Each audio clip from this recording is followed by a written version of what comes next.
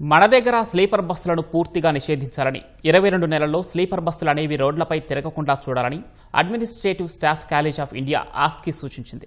రాష్ట్రంలో వరుసగా జరుగుతున్న బస్సు ప్రమాదాలు, స్లీపర్ బస్సులు దగ్ధమై ప్రయాణికులు సజీవ దహనం కావడంతో ఈ బస్ బాడీల తయారీ, సాంకేతిక లోపాలు, నిబంధనల ఉల్లంఘనలపై రవాణా శాఖ ఆస్కీతో అధ్యయనం చేయించింది. నివేదికన ప్రభుత్వానికి అందజేసిన ఆస్కీ ప్రయాణికుల భద్రత దృష్ట్యా చైనా, జర్మనీ, స్వీడన్, డెన్మార్క్ వంటి దేశాల్లో స్లీపర్ బస్సులను నిషేధించారని పేర్కొంది. మన దేశంలో ట్రావెల్స్ బస్సులకు పలు నిబంధనలు ఉన్నప్పటికీ 80% పైగా బస్సులు వాటిని తొంగలో తొక్కుతున్నాయని నివేదికలో తెలిపింది.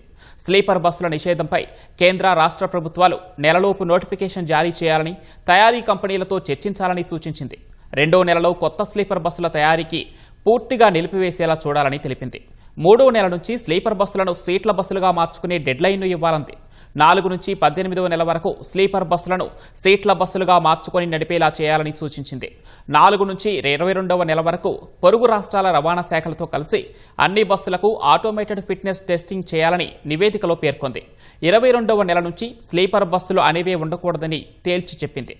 ఆస్కీ అందజేసిన నివేదికను రాష్ట్ర ప్రభుత్వం పరిశీలిస్తోంది. వీటిలో సూచనలు అమలయ్యేలా చూడాలంటూ కేంద్రాన్ని కోరనుంది.